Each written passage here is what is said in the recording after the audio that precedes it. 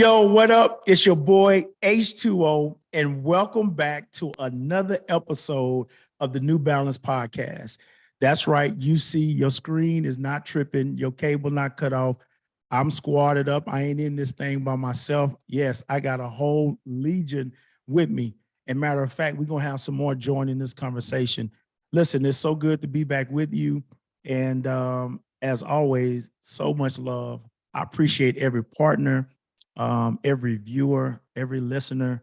I tell you all the time, man, this New Balance podcast is nothing without you. Without you, I'd just be a guy on here talking to myself.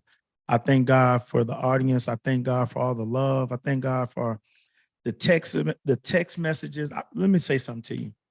Never underestimate the power of your words. Man, I'll be on my truck, man. You guys are DM me. You'll text me, man, and it be the thing that I need just at the moment, man, to keep me going. So I want you to know this relationship is mutual. Yeah, I come on and I bless you, but I want you to know you are definitely a blessing to me. Now, let's dig in. We are about to start this new conversation, this new episode. We got a four-part episode, and it's entitled When Generations Talk. As you can see, I have the generations on here. Um, they're excited, man. They're ready to go. And I've been hearing from you guys. If we go back to the month of June, I was led, I feel real strongly that I needed to do something to encourage men, right? And for me, I thought one of the ways we could encourage men is to just pray for men. You guys know I'm a licensed ordained minister, right? That's one of the things or one of the ways I function. So we all know as believers, man, how important prayer is. I spend a lot of time on the side of praying for people, right? And rightfully so. I love doing it. And I feel like it's a call to do it. But I do know there are many times explicitly men can feel as though like is somebody praying for me. Because as a father, as a husband, hey, I got to pray for my wife, pray for my kids. I'm praying for this career I have. I'm praying for, if I'm trying to get another house, another promotion. I'm praying that we advance. I'm praying, God heal my body. There's a lot of things that we have responsibility for, and rightfully so, not dodging it.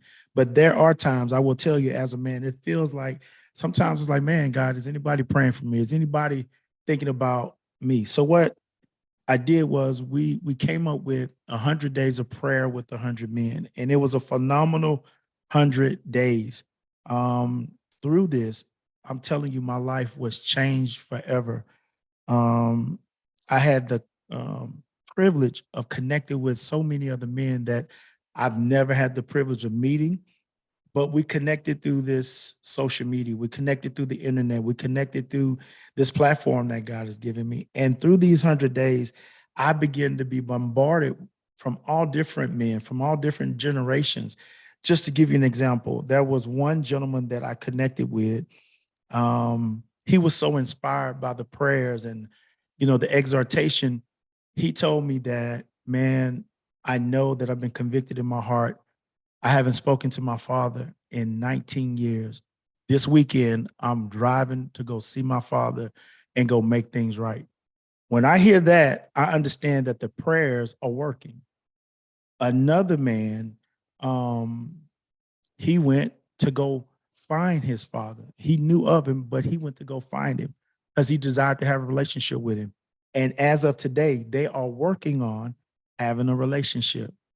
There are countless men, man, who was about to throw in the towel, man, and just say, "Hey, man, I don't want to be with this woman anymore. I don't want this family thing." But because of the prayer, somebody praying for them, encouraging them, they decided, man, I'm gonna stay and see what God's gonna say. And these relationships are being worked on. There are so many others that I could share with you. My point is this: when I reached out, that was a reach back to me. And so as we were coming to an end of the prayer, I realized these men were like, man, what are we going to do to stay in touch? What are we going to do to continue to build on the things that we've started? And I thought, why not have a conversation where we can talk about some of the things that these men had concerns about? So that's why we have our guest on today. And I don't want to waste any more time. Let's get in with our guest, New Balance Podcast Show my brother at the top corner, Teron Gidry, some love. What up, T? Hello, everyone. Hello, everyone. Yeah, Teron is no Glad to be stranger here. to. Yeah, man, we glad to have you, T. Teron is no stranger to the New Balance podcast. Right below me is my brother. You know, you should be able to tell that we look just alike. He just don't have his glasses on.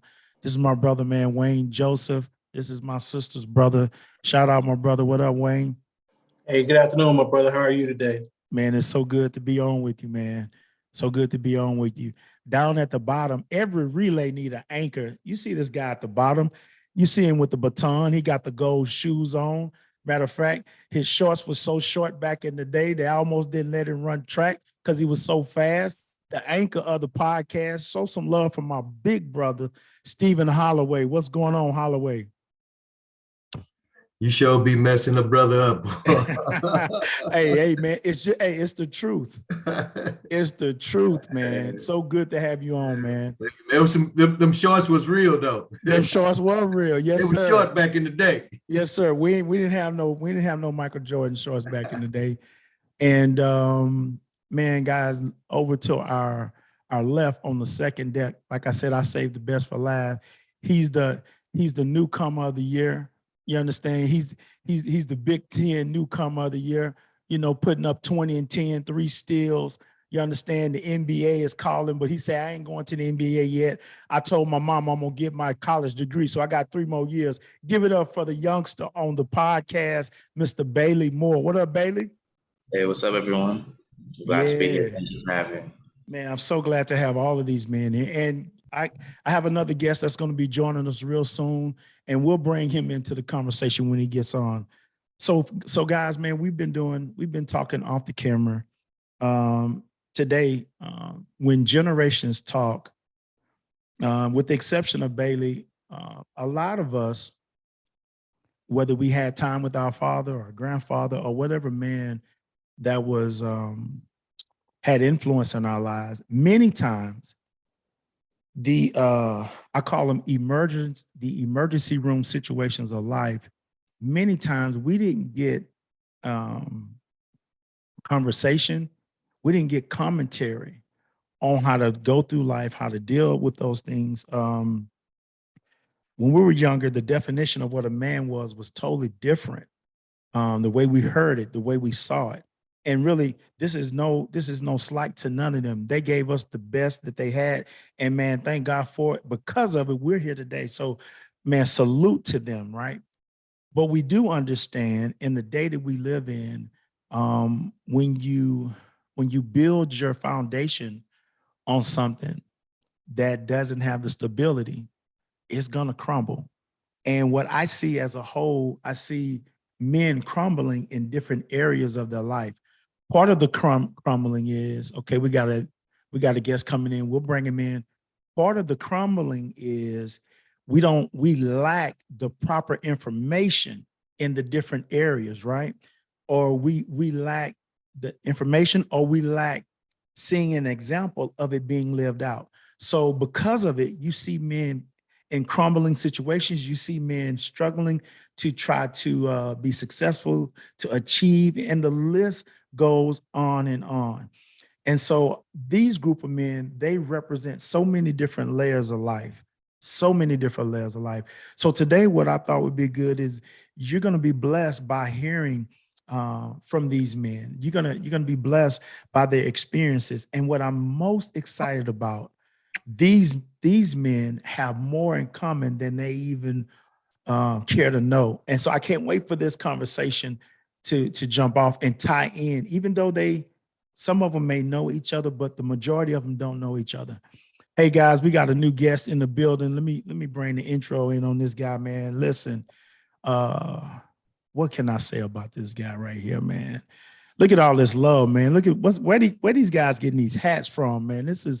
Hey man, this is love right here, man. So much love, so much love.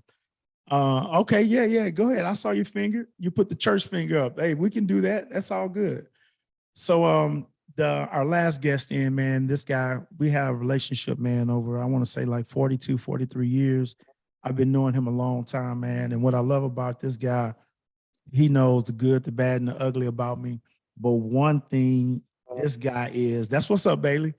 The Bible talks about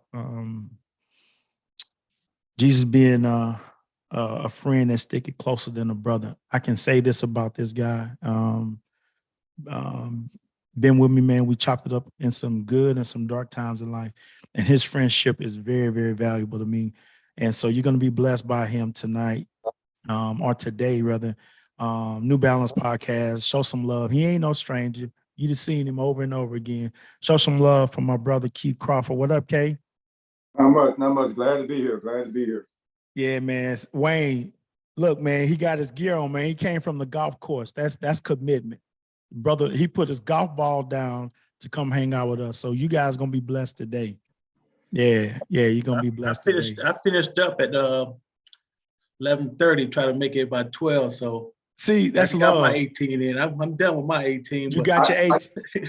I got 9 in and I had to stop on 9. The back. You had to stop on 9. That's love. That's love. I was out there at I teed up at 6:30 this morning, so I was there. Good deal. Good deal. Oh wow. Yeah, look, I got my 18 in last Saturday. Matter of fact, last Monday at a golf tournament. Wow. Oh, man. These They asked boys, me, man. what's your handicap? I said, what's that? We got to all get together. You see what Yeah, I'm that's saying? for sure. Yeah. K, my brother, this is my brother Wayne. Wayne is in Cali, man. Okay. Yeah, he's up in Cali. Yeah, he's up in Cali. So just that one thing. Let me say something about that. Yeah, we having some fun, and as men, we should. But in all seriousness, just like the three of these gentlemen don't know each other in that way, they have that one thing in common. They all love to play golf. I think, don't you play T? T don't play. Sir. Who is it? No, sir. Does your brother play? Which one? Don't one of y'all play? Top Golf, there's levels to this thing. These guys will, there's levels to it. We're not there. Top Golf and going on the golf course is a little bit different and stuff. Listen, man, funny story. My friend said, hey, Harry, you got to go. I said, okay, I'm going. So you know me, man, I always got a sense of humor. Man, he said, we're just going to hit balls. So I put on a jersey. I have some old cleats and I put some shorts on. I went out there to hit balls, man. They was like, who in the world is this guy, man? I was tearing that grass up. He's like, man, my bad. He say, this ain't your element, man. It's not for you, man. It's not for you. So, I'm a top golf guy too. So it is levels to it. But my point is, we all have these things in common. Now, this golf is fun, but just like we have these fun things in life, we all have these dents in our armor. Every man, every young man on here, all of us have dents. We all have we've fallen short, man. We have shortcomings, man. Obviously, there's some good days. There's some rough days. There's some days we don't know if we want to go forward. There's some days it's like, man, what have I gotten myself into it? And it is not strange as a man to have to deal with these things. So as before Keith joined, I was saying men are struggling in the different areas because their foundation is crumbling. And it's crumbling. One reason is because we lack information, right? The second reason it's crumbling is because we haven't seen the proper role model. So one of the things I want to start off with, we're going to talk about 3 things. We're going to talk about fatherhood, we're going to talk about manhood, and we're going to talk about brotherhood. So I want to start off talking about fathers because I think we have some unique stories on here. And I really want to delve into some areas that some brothers, they need help in. I needed help in them, right? And so I want to start here talking about the fatherhood and how critical that relationship is. For me on here, I didn't have my pops in my life. Early years when I was a kid, he was there, but some things went left, and man, he wasn't able to be a part of my life. And it was very damaging, but I thank God for rebounds, right? I want to start there, and I think I want to start with Steve because I've heard him tell the story about his dad, and I think this is a lot of men in our society, especially in our community, have this story that Steve has. So Steve, kind of dive in, man, talk a little bit about your dad and about the void that was there because of you and your father's situation. Yeah, thank you for the opportunity. Man, at the age of 7, I found myself sitting in the cold courtroom in downtown Houston, Texas. And my mom and my 3 younger sisters, we sitting there, don't understand, don't know what is going on. And I mean, I can still feel the chill, even just talking about it now. And we're sitting in this courtroom, and in front of us, this huge white man stood up. I later found out when I got old, his name was District Attorney John Holmes. John Holmes was a bad district attorney in Houston back in the day, had that mustache like that.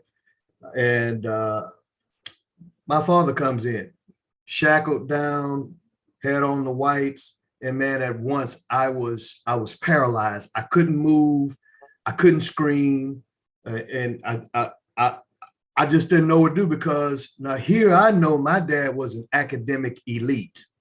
Class valedictorian, Booker T. Washington High School, starting wide receiver for the football team, first African-American supervisor of Southern Pacific Railroad. I had no idea that kind of man would be standing in that kind of environment.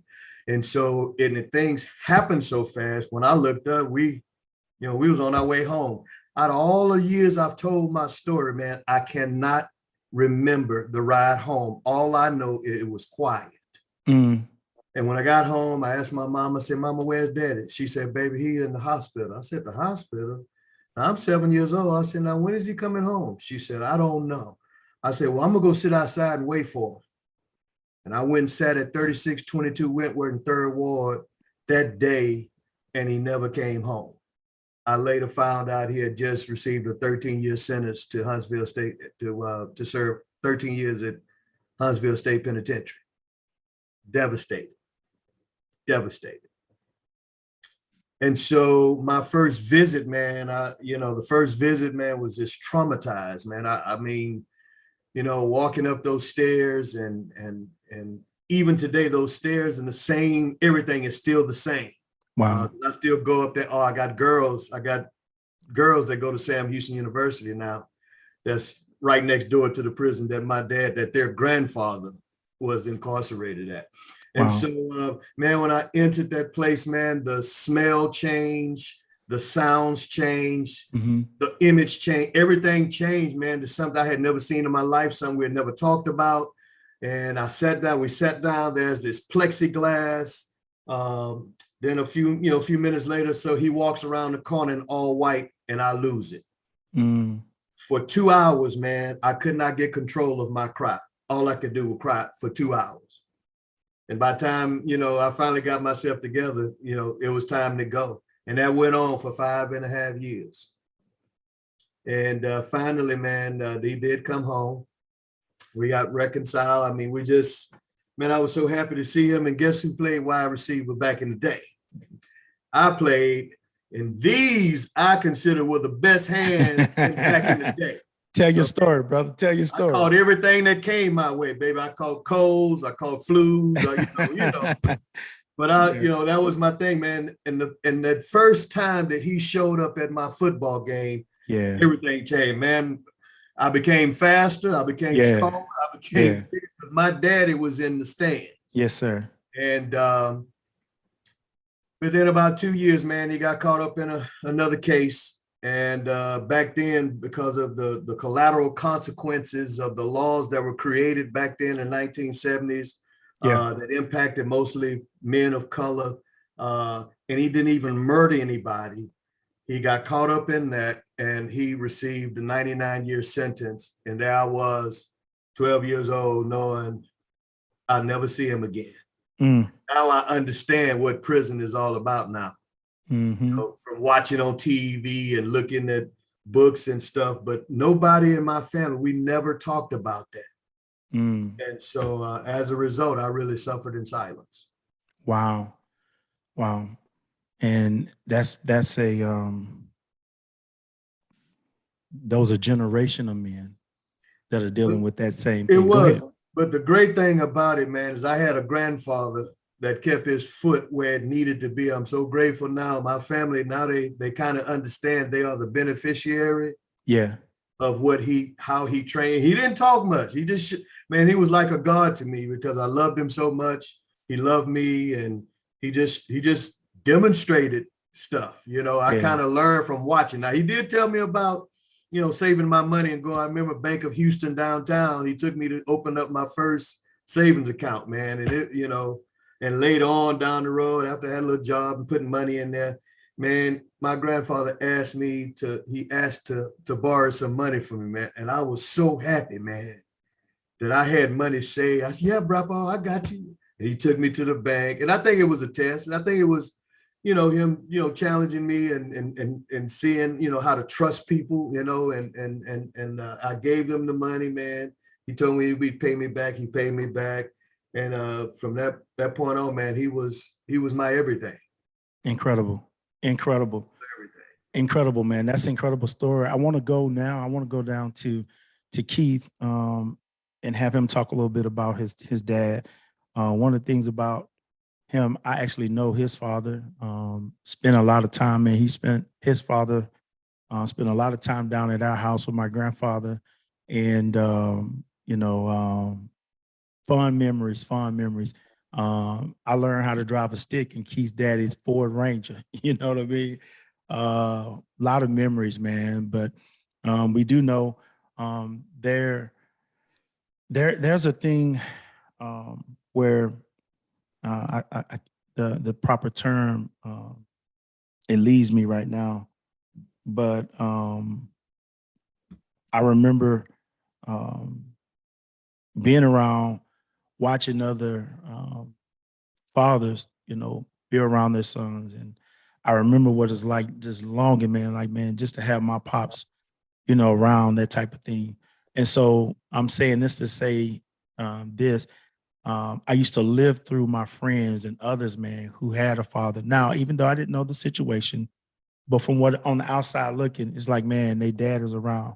And so I would live through, and Keith was one of the guys I lived through, you know, just knowing, like, man, his dad would always be down there with my grandfather. So Keith, man, give us some commentary on your relationship with your dad and, you know, how that impacted your life.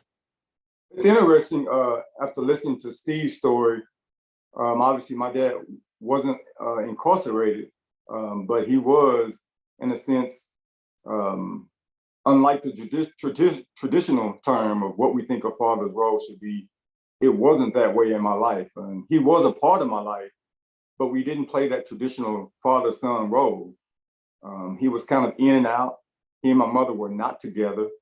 So you probably saw my dad more at your grandfather's house than I did at my house. Wow.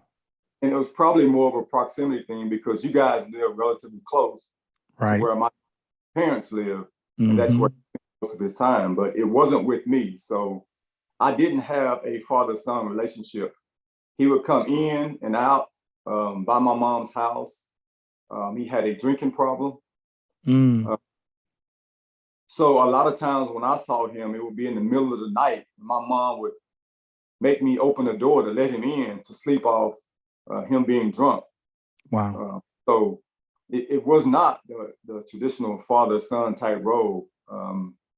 And obviously at that time, I didn't understand the gravity of what that would do to me, but I longed for the closeness because I have other siblings through my dad as well. And for so long, kind of like you said, Harry, I envied what I thought their relationship was. And I thought they had his time and everything. And I found out actually it was within the last year or so, maybe the last 2 years, I built a closer relationship with my brothers and sisters from my dad. And we all kind of thought that we had more of a relationship with him than we did. And we sat down and talked, we found out that he did not play a fatherly role in any of our lives. Wow. Which was mind blowing because I envied my brothers and sisters because I thought they had a close relationship with him. Right. And I probably held some bitterness toward them because of that. No fault of theirs. But again, as a young man, I didn't clearly understand that. And I would probably say I probably blamed them more than I blamed him growing up. But I was glad we got to get together and really know each other and hear each other's story. And it gave some clarity that he just wasn't a nurturing father type person. Right. So for me, my fatherhood came from older brothers and family members. Although they were not my father role came from probably 6 or 7 different family members, uncles, and I had 4 older brothers who were really, really father type figures in my life. And, Absolutely. And I think the unique thing with that for me was once I was old enough, maybe about 10 years ago, I really understood what those relationships meant. And I sat down and I either had a conversation with all of these men or I wrote a letter to each of them to let them know the impact that they had on my life, because I think it's important for us as men, when people do play that role in our lives, is to give clarity on what they meant to us and the impact they have in our lives. So it gives them some validation for their life as well. I think often as Black men, we don't do that from people who play that role or people who just play other roles in our lives.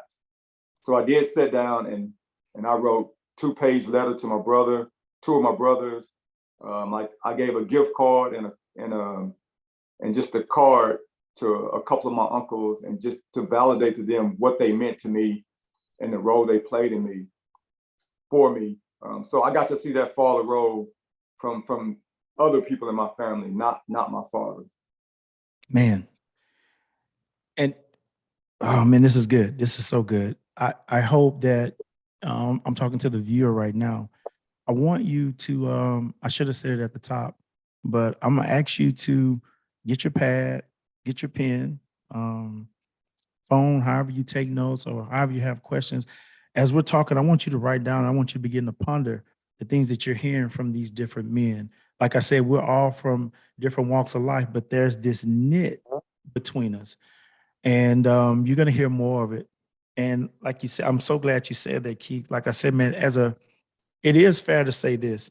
Obviously, the time that we talked about, we're young teenagers becoming young men, right? So, like I said, for me, like I couldn't know that, right? First off, I'm not even mature enough to know that.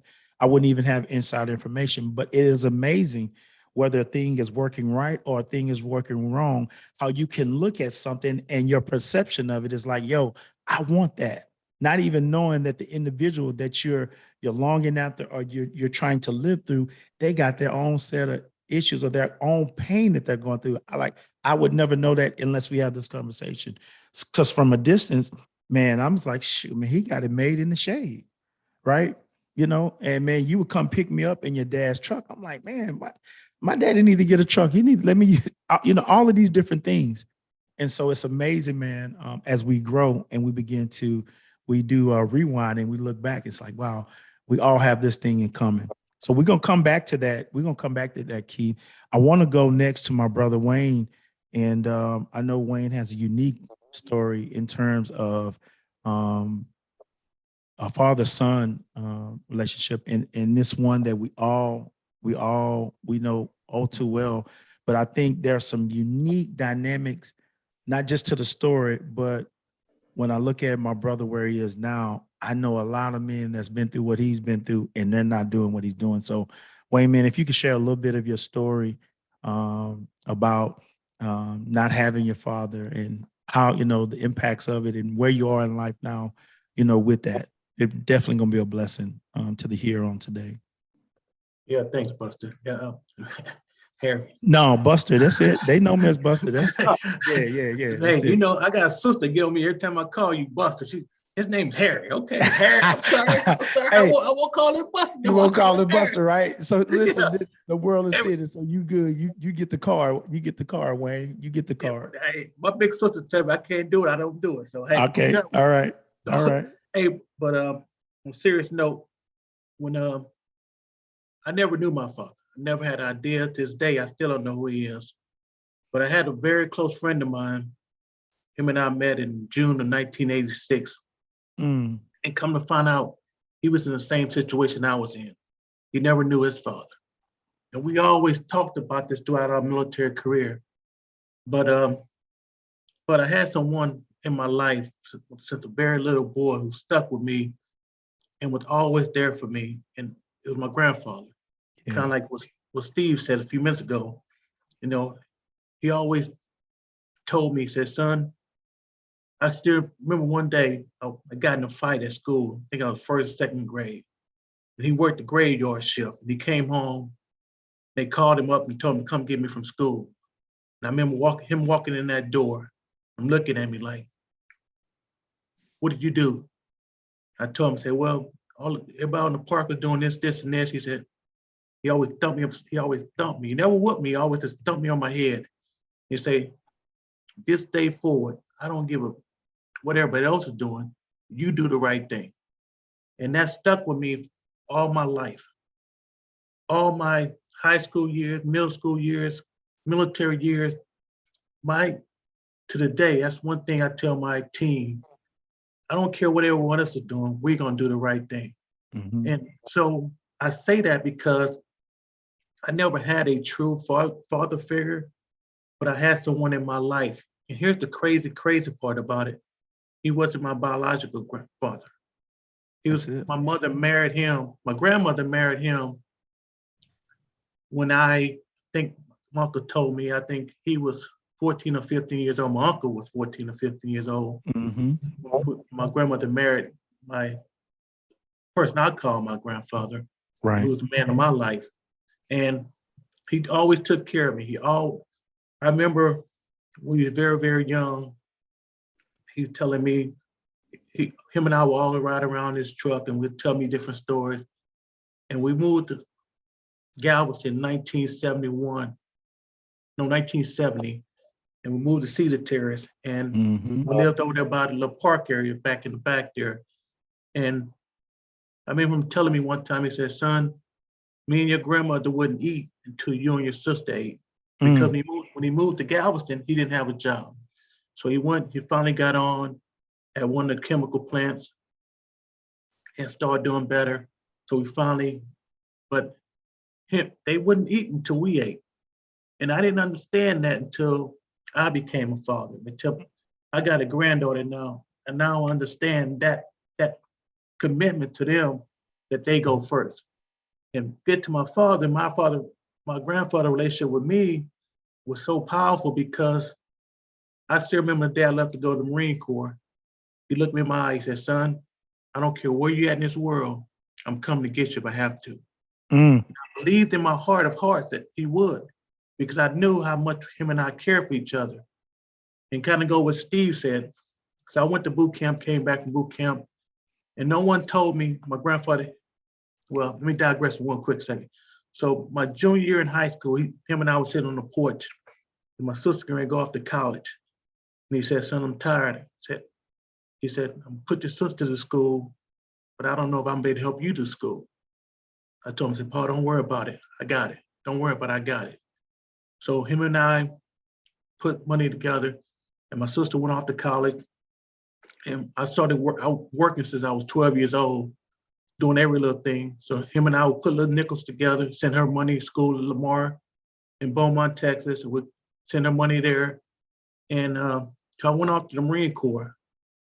And no one would told me his health insurance, he lost his health insurance from the job he had. They didn't pay for his health insurance, but no one told me this. And so he got sick and had a heart attack and passed away. And I'm like, why did someone tell me? They said he didn't want you to know, because he knew if you'd have known, you did everything in your power to make sure you had health insurance. And he didn't want you to put that burden on you. But kind of goes back to what the gentleman said a few minutes ago, is that he carried that load for many years for me. So why should I carry that load for him? But knowing he went through the Great Depression. He was born in 1923. He was 10 years old during the Great Depression. So they knew what it meant to struggle. So I say all that to say, that was my father figure. He meant the world to me. When I go home now, he's buried in the Veteran Cemetery in Houston. K954 is his burial ground. Yes, sir. I go there, I can't, every time I go there, I just break down because how much I love that person, how much he means to me, how much he meant to me, every day of my life, even with my son now, I tell him some of the things my grandfather told me. He said, I know you're looking at me. I remember my grandfather used to tell me sometimes, he